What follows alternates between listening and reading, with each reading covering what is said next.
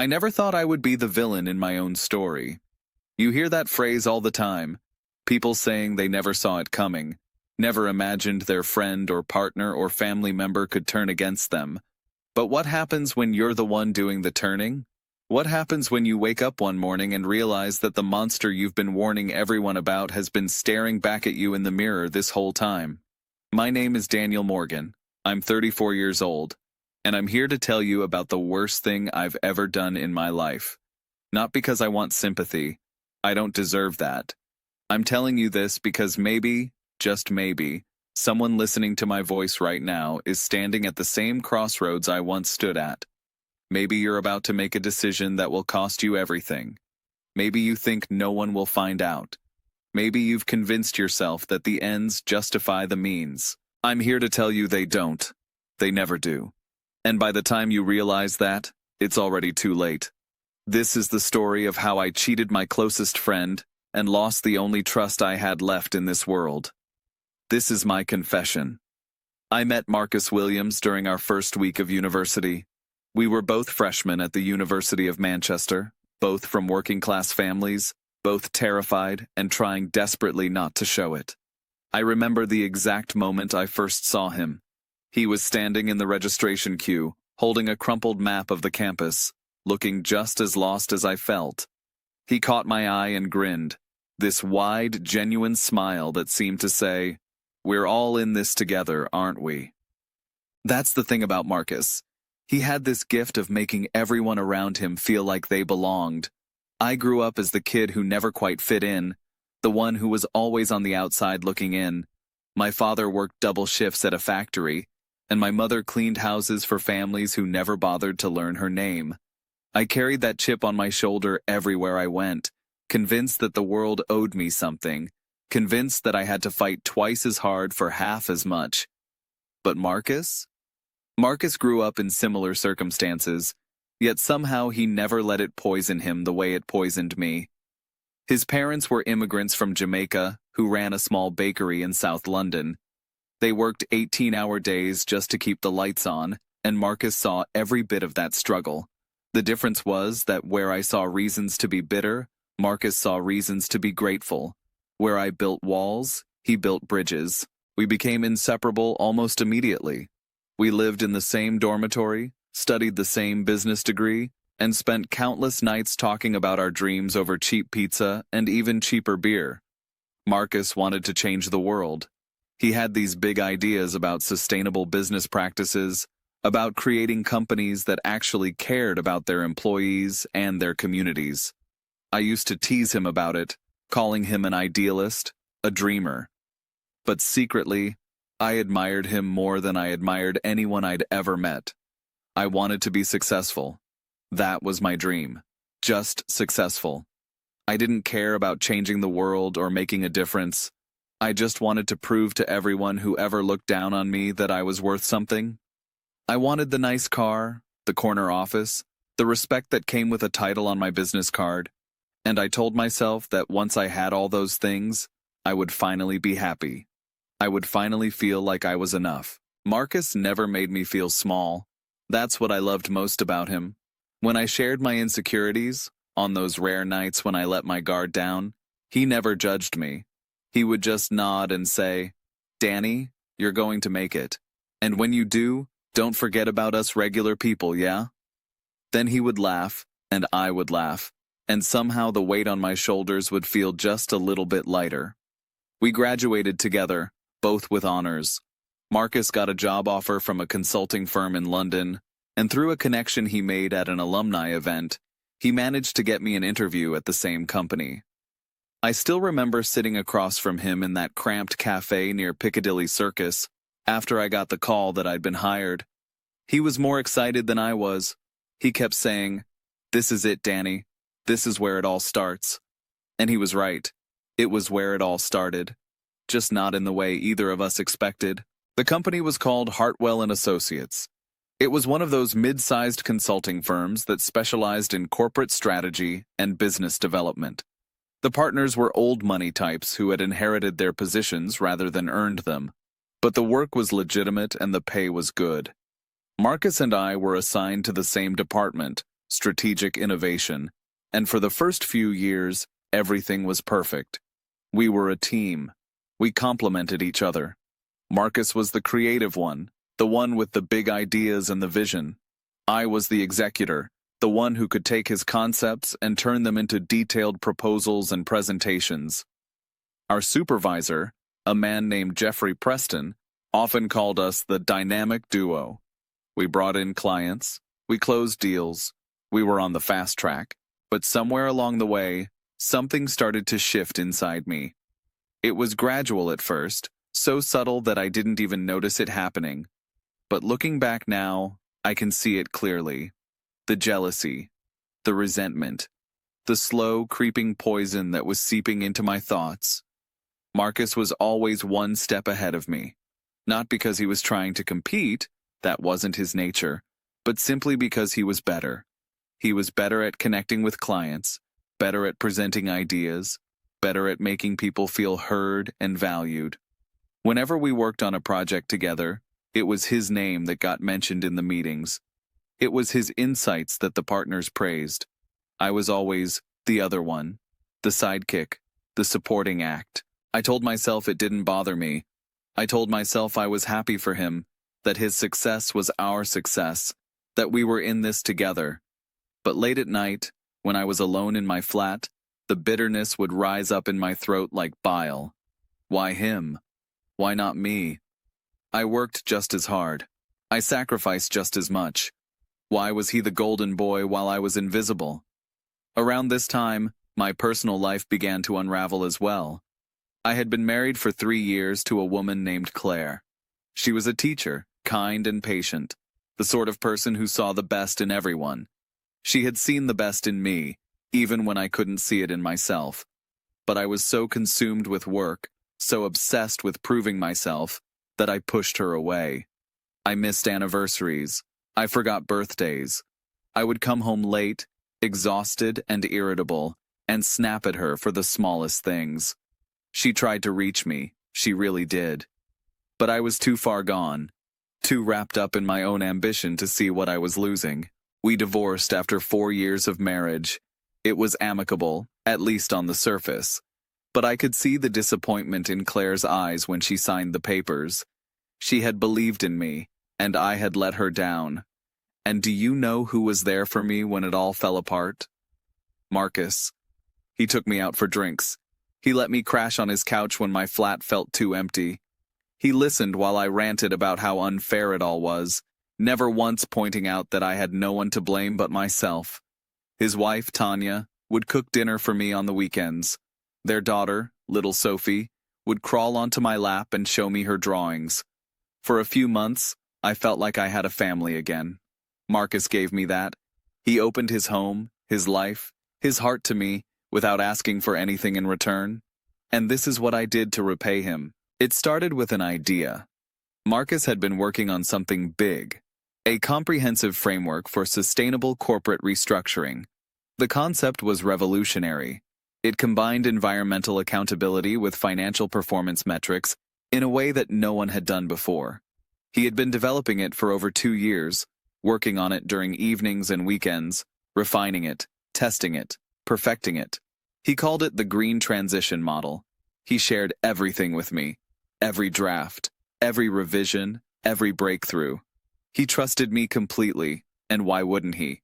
We were brothers in everything but blood. We had built our careers together. He had no reason to believe I would ever betray him. But then the announcement came. Jeffrey Preston was retiring, and the partners were looking for someone to fill his role as the head of strategic innovation. It was the opportunity I had been waiting for my entire career. Director of Strategic Innovation, corner office, 6-figure salary, a seat at the table with the partners. This was my chance to finally prove that I was more than just Marcus's shadow. The problem was that Marcus was going for the same position, and everyone knew he was the favorite. His track record was impeccable. His relationships with the partners were strong. When the announcement was made, I saw the way people looked at him, like it was already decided, like the rest of us were just going through the motions. Something broke inside me that day. I can't explain it any other way. It was like a cord snapped, and suddenly all the resentment, all the jealousy, all the years of feeling second best came flooding out. I couldn't let Marcus win again. I couldn't stand by and watch him climb another rung on the ladder while I stayed stuck in the same place. I deserved this. I had earned this. And if I had to take it, then that's what I would do. The plan formed slowly, like a dark cloud gathering on the horizon. Marcus had been so open with me about the green transition model. He had shared his files, his research, his notes. He trusted me with his life's work because he trusted me with his life. And I used that trust against him. I started by making copies of everything. Every document, every spreadsheet, every presentation slide. I told myself I was just being thorough, just preparing for every eventuality. But deep down, I knew what I was doing. I was building a case. I was laying the groundwork for the theft of my best friend's legacy. The proposal was due in 6 weeks. Marcus was still refining his presentation, still tweaking the details, still striving for perfection. He was so focused on getting it right that he didn't notice the small changes I was making behind the scenes. I took his core concepts and repackaged them. I changed the terminology just enough to make it seem original. I added my own analysis, my own metrics, my own projections. And when it was done, I had a proposal that looked completely different on the surface, but was built entirely on Marcus's foundation. I submitted my proposal 2 days before the deadline. I remember sitting in that conference room, watching the partners' faces as I walked them through the presentation. They were impressed. They were more than impressed. They were excited. Jeffrey Preston shook my hand afterward and said it was the most innovative work he had seen in 20 years. Richard Hartwell, the senior partner, pulled me aside and told me that I had just secured my future at the firm. I should have felt triumphant. I should have felt vindicated. But all I felt was hollow. A cold, empty space where my conscience used to be. When Marcus submitted his proposal 2 days later, the reaction was different. The partners were confused. They kept pointing out similarities to my work, kept asking Marcus if he had seen my presentation before developing his own. He hadn't, of course. He had no idea what I had done. He just stood there, growing more bewildered by the minute, as everything he had worked so hard for slipped through his fingers. I was in the room when it happened. I watched my best friend's face crumble as he realized that something was very, very wrong. And when he looked at me, when his eyes met mine across that long conference table, I saw the exact moment when the first seed of suspicion was planted. He didn't say anything. He just looked at me, and I looked away. The accusations started within a week. Marcus confronted me privately first, in my office after everyone had gone home. He was calm, eerily calm, but I could see the hurt simmering just beneath the surface. He asked me directly, did I steal his work? I lied. I looked my best friend in the eyes, and I lied to his face. I told him that I had no idea what he was talking about. I told him that I had been developing my proposal independently for months, that any similarities were coincidental, that he was just disappointed about not getting the promotion and looking for someone to blame. I even managed to summon some righteous indignation, as if he were the one who had wronged me by making such accusations. Marcus didn't shout. He didn't argue. He just nodded slowly, and something in his expression shifted. It was like watching a door close. He said, "Okay, Danny, if that's your answer, then that's your answer." And he walked out of my office. But it didn't end there. Marcus was too principled to simply let it go. He started asking questions around the office. He reached out to colleagues who had seen early versions of both proposals. He began compiling evidence, building a timeline, trying to prove what he already knew in his heart. This is where my betrayal took its darkest turn. I could have stopped. I could have confessed, faced the consequences, and tried to salvage whatever was left of our friendship. But I was in too deep. The promotion had been announced. I was officially the new director of strategic innovation. My name was on the door. My signature was on the contracts. If the truth came out now, I would lose everything. So I did the unthinkable. I fabricated evidence against Marcus. There was a junior analyst named Craig who was desperate for advancement. He was ambitious in the worst way, the kind of person who would step on anyone to get ahead. I recognized that hunger because I saw it in myself. I pulled him aside one evening and made him an offer. I told him that if he helped me with a small problem, I would make sure he got promoted within the year. Craig didn't ask questions. He just nodded. Together, we created a false paper trail. We backdated emails that made it look like Marcus had accessed my files without permission. We planted altered metadata on document versions that suggested Marcus had been copying my work, not the other way around. We set up a narrative in which Marcus was the thief and I was the victim. When Human Resources launched an investigation, initiated by my anonymous complaint, the evidence was overwhelming. Marcus tried to defend himself, but every piece of proof he offered was contradicted by the fabricated documents we had created. He was suspended pending review.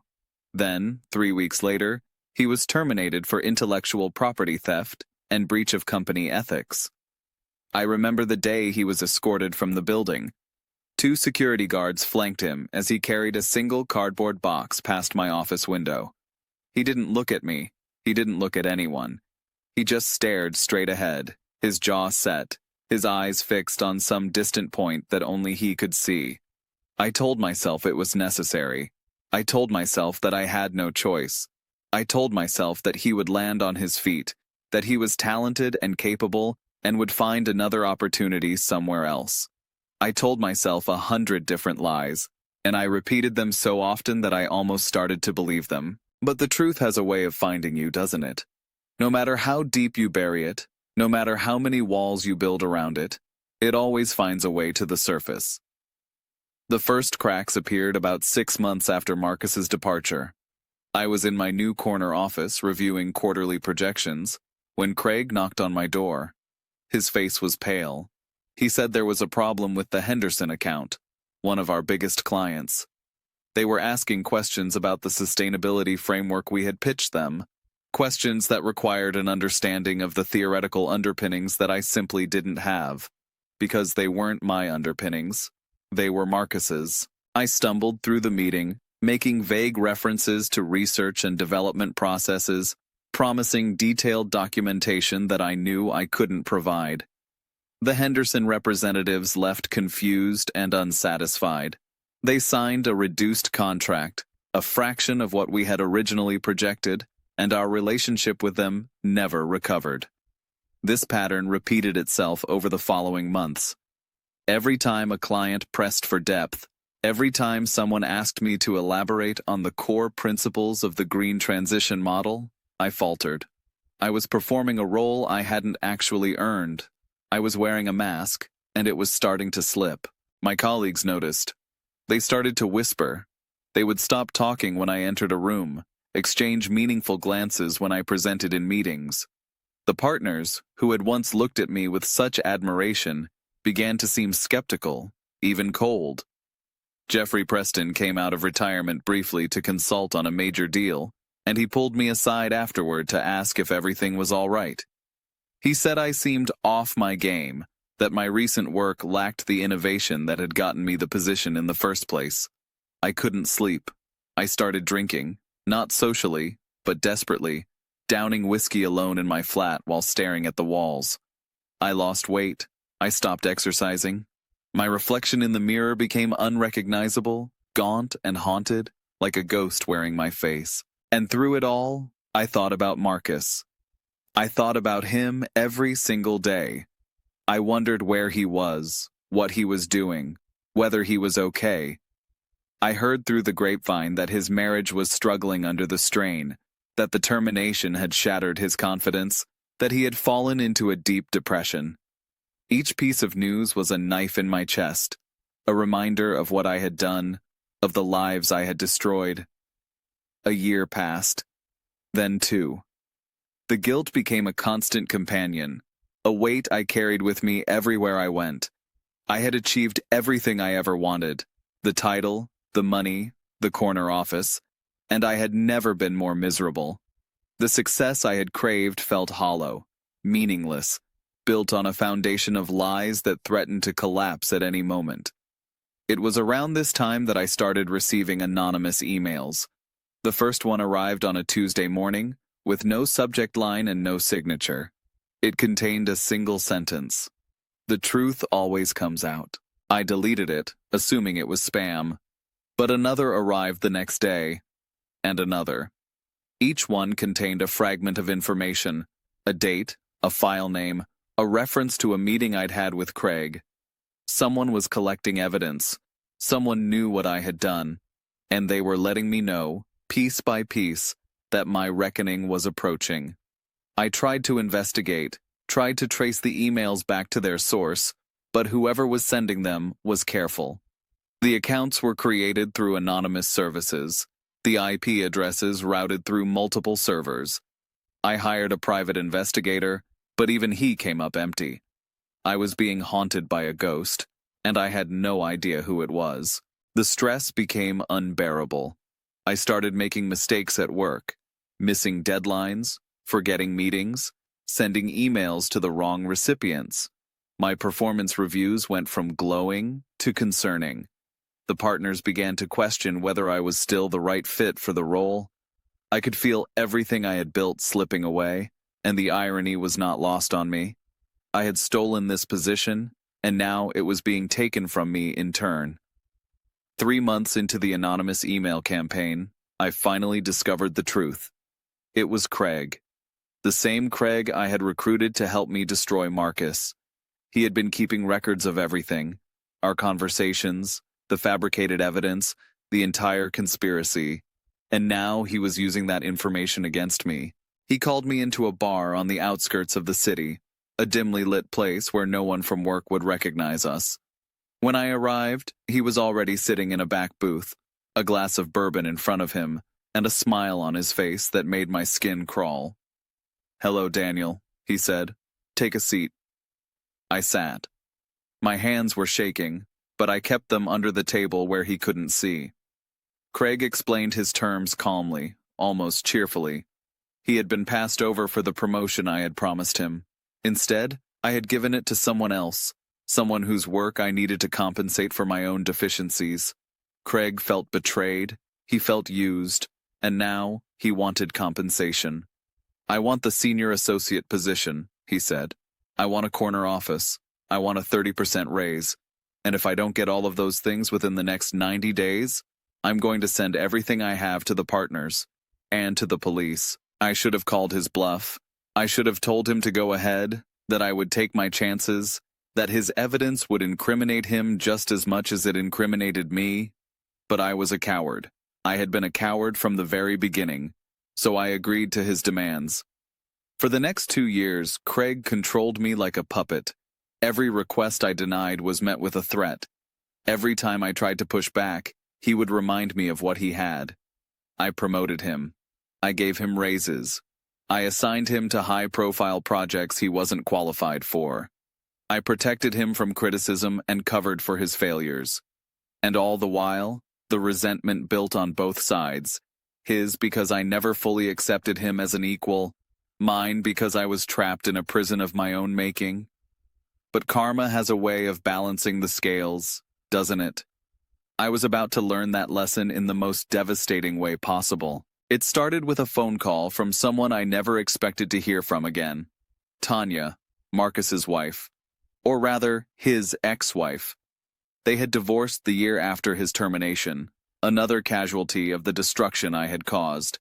She had remarried, moved to a different city, started a new life. But she still kept in touch with some people from our old circle, and she had heard some things that she thought I ought to know.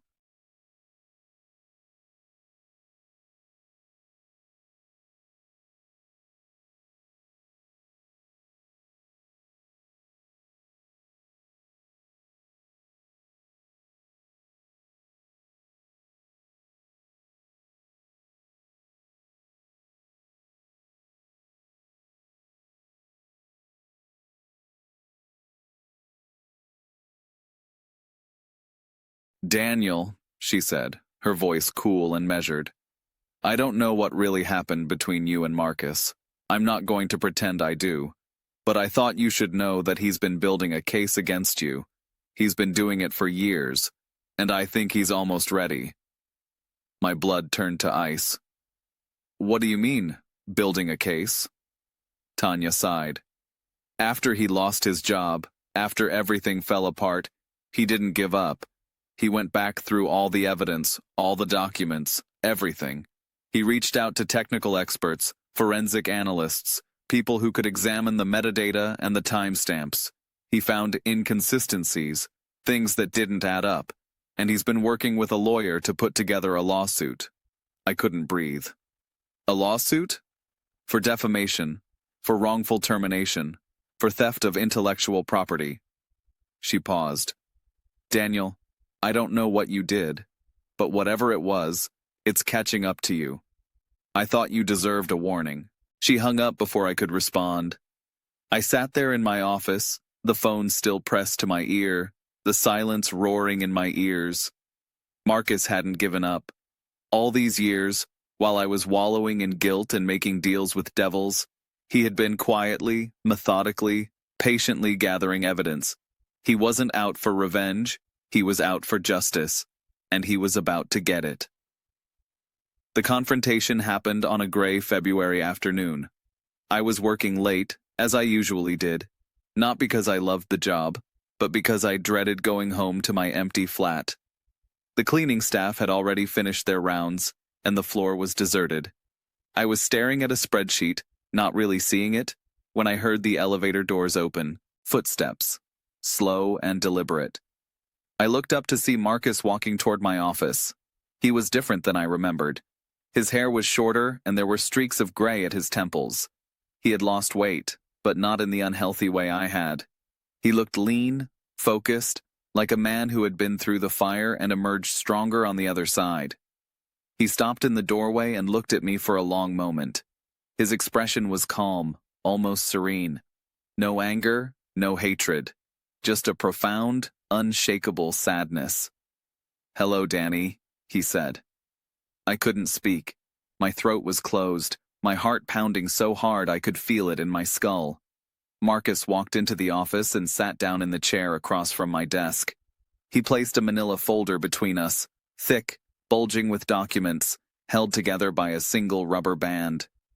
"I know what you did," he said quietly. "I've known for a long time. I just didn't want to believe it.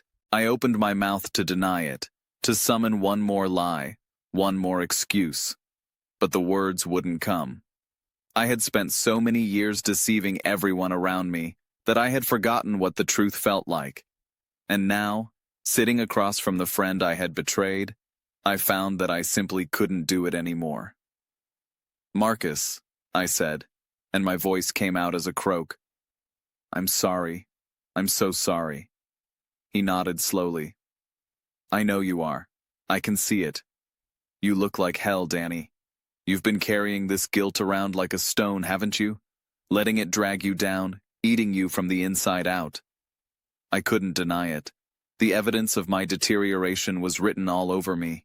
In the dark circles under my eyes, the wrinkles that had appeared before their time, the tremor in my hands that I could no longer hide. "I wanted to hate you," Marcus continued. "For years, that's all I could think about. What you took from me, my career, my marriage, my reputation. I had to rebuild everything from scratch, and there were days when I didn't think I could do it. Days when I thought about giving up, just ending it all." I flinched at his words, the full weight of my actions crashing down on me. I had nearly driven my best friend to destruction. I had come within inches of causing the unthinkable. And for what? A title on a door? A number on a paycheck?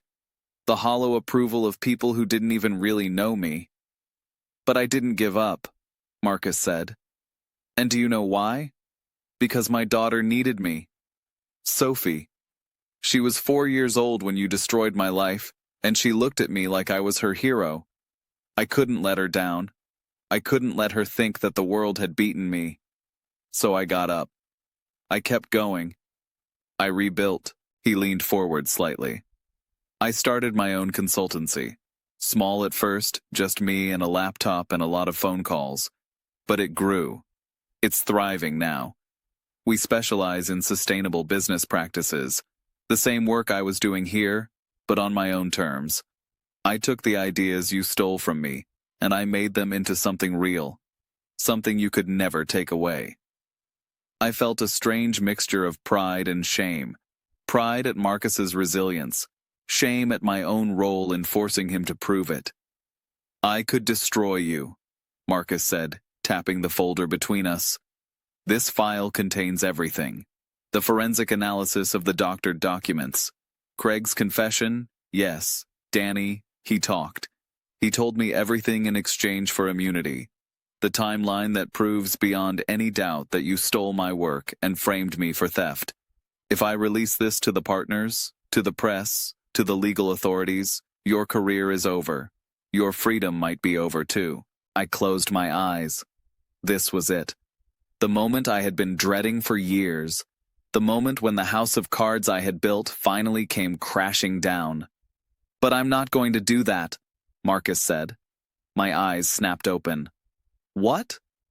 He picked up the folder and held it for a moment, as if weighing it in his hands. I spent 5 years preparing this case. 5 years collecting evidence, consulting lawyers, planning my revenge. I imagined this moment 1,000 times, sitting across from you, watching your face when you realized it was all over. I thought it would feel satisfying. I thought it would feel like justice. He shook his head slowly. But it doesn't. Looking at you now, at what you've become, I just feel sad. You had everything, Danny. You had talent and ambition and drive. You had a wife who loved you and a friend who would have done anything for you. And you threw it all away because you couldn't accept being second. Because your ego was more important than your integrity. He stood up and placed the folder back on my desk. I'm giving this to you. All of it. The evidence, the analysis, everything. I'm not going to use it against you. I'm not going to file the lawsuit. I'm not going to go to the press. I stared at him, completely bewildered. Why? Marcus looked at me with something that might have been pity, or compassion, or some combination of the two. Because revenge won't give me back what I lost. It won't erase the pain of watching my marriage fall apart. It won't undo the nights I spent wondering if I would ever work again. The only thing revenge would do is keep me tied to you, tied to this anger, for the rest of my life. And I refuse to give you that power over me anymore. He turned to leave, then paused at the doorway. You'll have to live with what you did, Danny.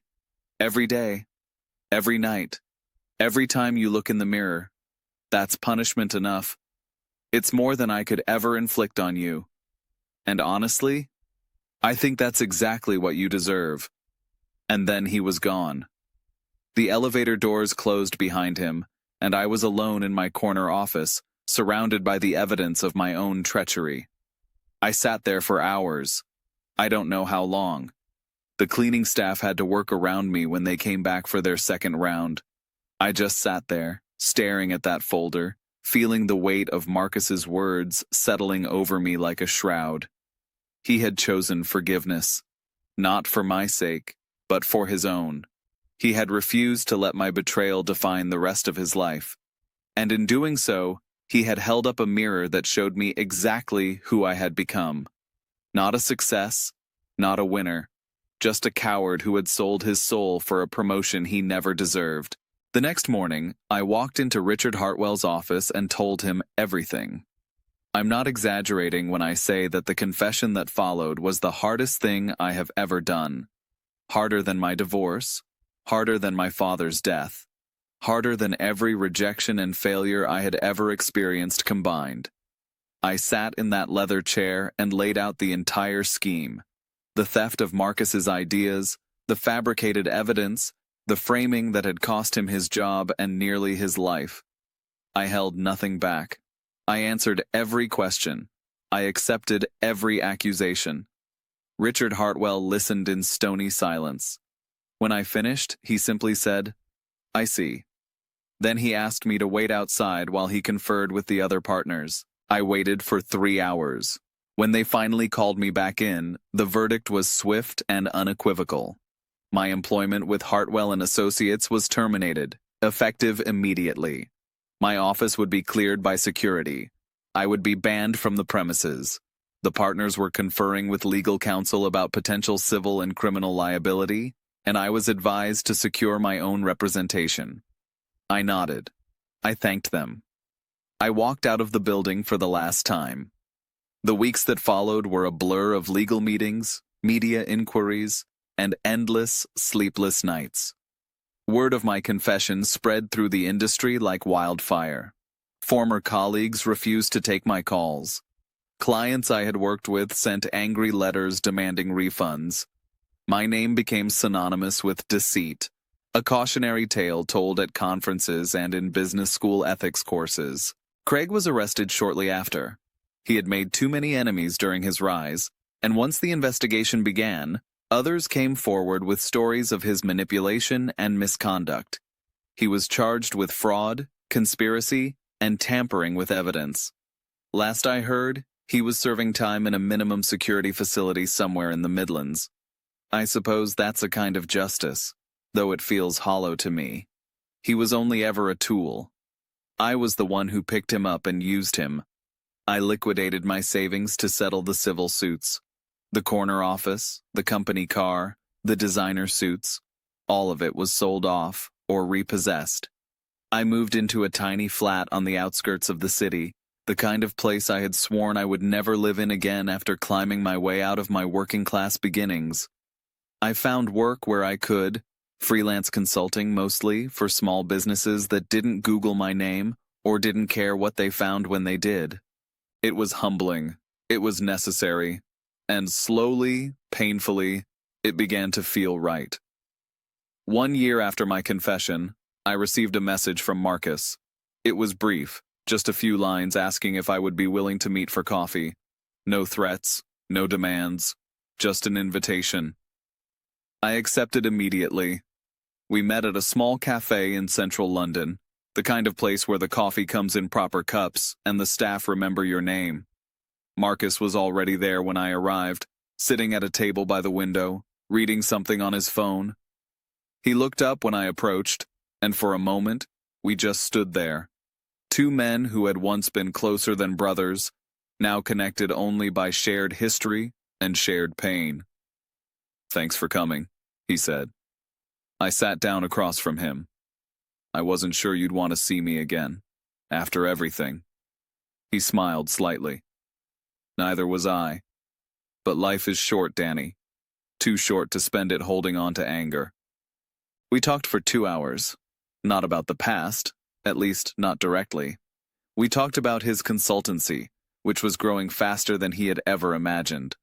We talked about Sophie, who was now 10 years old and wanted to be a marine biologist. We talked about his new partner, a woman named Elaine, who worked in environmental law and shared his passion for making a difference. His life was good, better than good. He had taken the worst thing that ever happened to him and transformed it into a catalyst for growth. And then, near the end of our conversation, he said something that I will never forget. "I've been thinking about what happened between us," he said. "A lot. Trying to understand why you did it.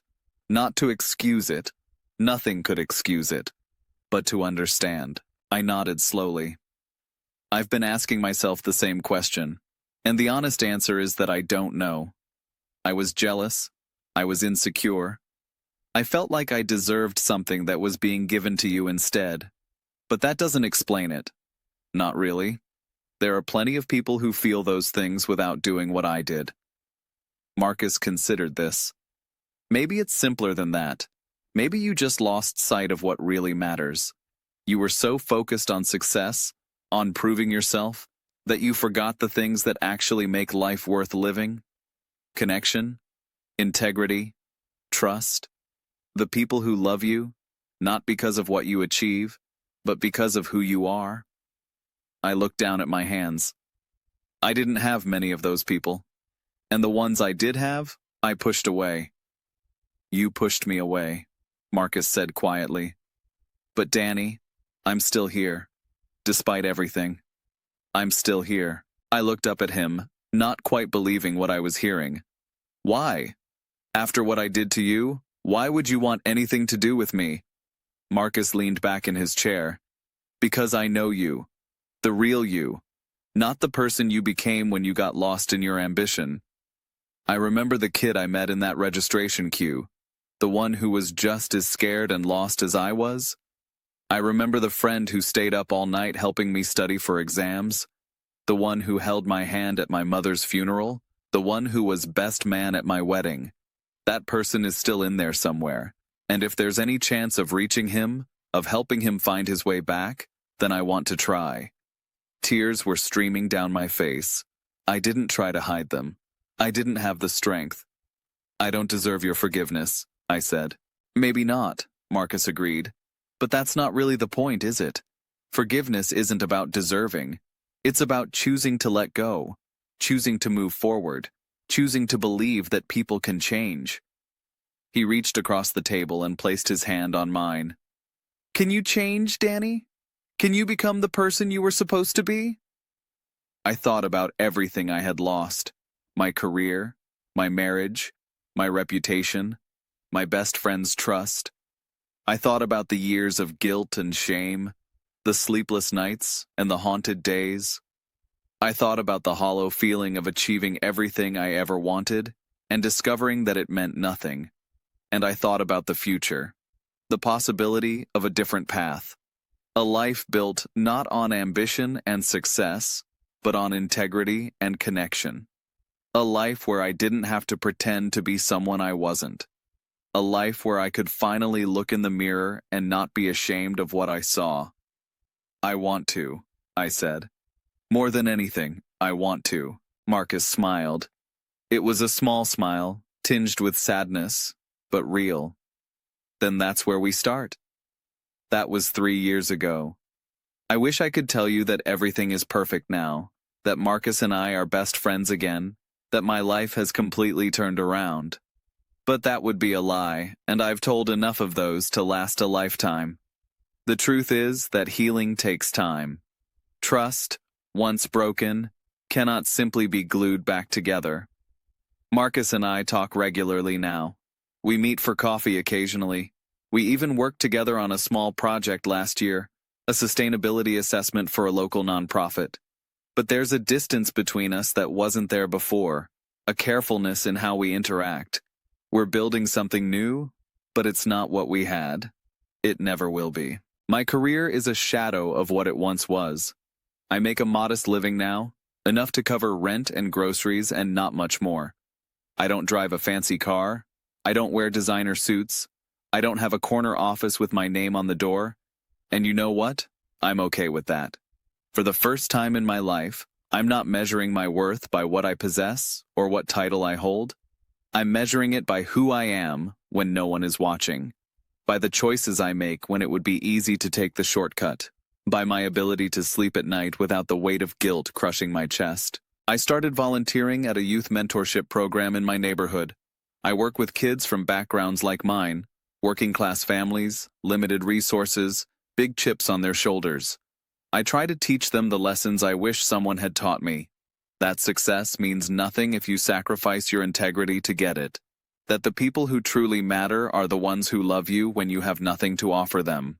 That patience and persistence and doing the right thing, even when it's hard, are the only paths to a life worth living. I don't know if I'm making a difference. I don't know if they listen. But I keep showing up, every week, because that's what I can do now.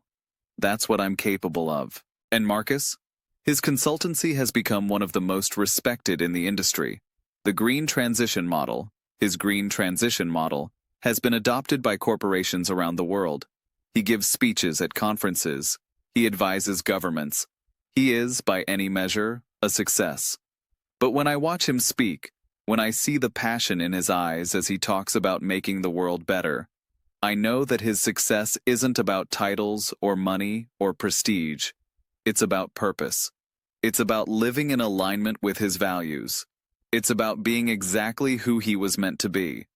I took that from him once. I tried to steal his legacy and make it my own. But you can't steal purpose.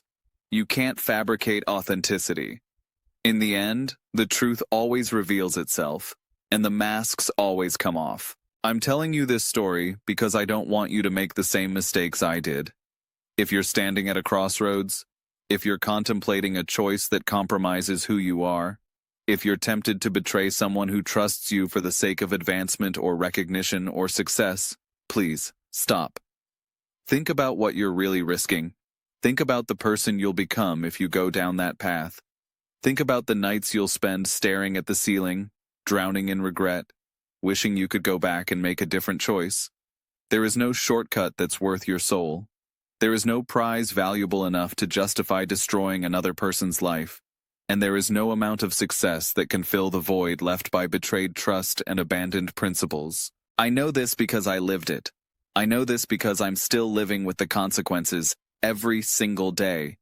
I know this because I once had a friend who believed in me, who trusted me, who opened his heart to me, and I repaid that gift with the cruelest possible betrayal. Marcus forgave me. He chose to let go of his anger and move forward with his life. But I still haven't fully forgiven myself. Maybe I never will. Maybe that's the final punishment, the karmic balance that ensures I never forget what I did and never do anything like it again. If you take nothing else from my story, take this. You are the sum of your choices, not your intentions, not your dreams, not your potential. Your choices. Every decision you make shapes the person you're becoming. Every act of integrity builds a foundation of trust. Every betrayal tears something down that may never be rebuilt. Choose wisely. Choose with courage. Choose to be the person you want to see in the mirror when you're old and looking back on your life. I didn't, and I lost the only trust I had left. But it's not too late for you. This has been my confession, my truth, my cautionary tale. Thank you for listening. And wherever you are, whatever crossroads you're facing, please, choose better than I did. Choose to be someone worthy of trust. Choose to be a friend worth having. Choose to be human. That's all any of us can really do. The cafe where Marcus and I had coffee is still there. I pass it sometimes on my walks through the city. I look through the window at the table where we sat, where he offered me something I didn't deserve. A second chance, or at least the possibility of one. Last month, I received an invitation to Sophie's 11th birthday party. A real invitation, addressed to me by name, handwritten by Marcus on a card decorated with cartoon dolphins. I called him immediately, convinced there had been a mistake. No mistake, he said. She asked for you specifically. She remembers you, Danny. She remembers the guy who used to come over for dinner and draw silly faces on her napkins. I couldn't speak. The lump in my throat was too big. You don't have to come if it's too much, Marcus continued. I'd understand. But I thought you should know that you're welcome, that you're part of this, if you want to be. I went. I sat at a long table covered in streamers and cake crumbs, surrounded by children I didn't know, and parents who looked at me with curiosity, some with recognition, most with the kind of polite confusion reserved for unexpected guests. Sophie greeted me with a hug so enthusiastic it nearly knocked me over. She showed me her dolphin drawings. She told me about her new school and her best friend, and her plan to save the ocean one plastic bottle at a time. Marcus watched from across the table. At one point our eyes met, and he nodded slightly. Just a nod. But in that gesture was everything. The acknowledgement of how far we'd come, the recognition that we still had far to go, the understanding that we were choosing to walk that road together, despite everything. When the party ended and the guests started to leave, Marcus walked me to the door. We stood in the hallway of his home, his real home, the one he'd built after losing everything, and for a moment, neither of us spoke. "Thank you for inviting me," I finally said. "I didn't think you would. I didn't think I deserved it." Marcus looked at me with that same sad, wise expression he'd had in the cafe 3 years ago. "You're right. You didn't deserve it. But Danny, that's not what this is about. This is about Sophie. This is about Elaine. This is about building a life that isn't defined by what happened between us. You're part of my history, whether I like it or not. And I'd rather write the next chapter with forgiveness than with bitterness. He opened the door for me. Outside, the street was quiet, bathed in the soft glow of evening light. It looked like a picture from a life I thought I would never have. A life of second chances and slow healing, and imperfect but genuine connection. "Go home, Danny," Marcus said. "Get some rest, and next time Sophie has a school play, she wants you there. Front row." She was very specific. I laughed. It was a broken sound, half sob and half joy, but it was real. It was the first genuine laugh I'd had in years. "I'll be there," I said. "I promise." And this time, I meant it. This is how the story ends. Not with a dramatic confrontation or a sweeping moment of justice. Not with villains punished and heroes celebrated. Just two men, standing in a doorway, choosing to try again. I don't know what the future holds. I don't know if Marcus and I will ever be as close as we once were. I don't know if I'll ever fully repair the damage I caused or earn back the trust I destroyed. But I know that I'm trying. I know that every day I wake up and make a choice to be better than I was the day before. And I know that somewhere in this messy, complicated process, there's something that feels like redemption. Not the redemption I imagined when I was young and hungry and convinced that the world owed me something. Not the redemption of success and acclaim and proving everyone wrong. Just the quiet, humble redemption of admitting your mistakes, facing the consequences, and doing the hard work of becoming a person worthy of love. That's the only kind of redemption that matters. And it's available to all of us if we're brave enough to reach for it. My name is Daniel Morgan. I'm 37 years old, and this has been my confession. I cheated my closest friend. I lost the only trust I had left. And then, slowly, painfully, with the help of a man who had every reason to hate me, I began to find my way back. It's not a happy ending. Not exactly, but it's an honest one. And after all the lies I've told, honesty is the only currency I have left. Thank you for listening. Take care of each other. And whatever you do, don't make the same mistakes I did.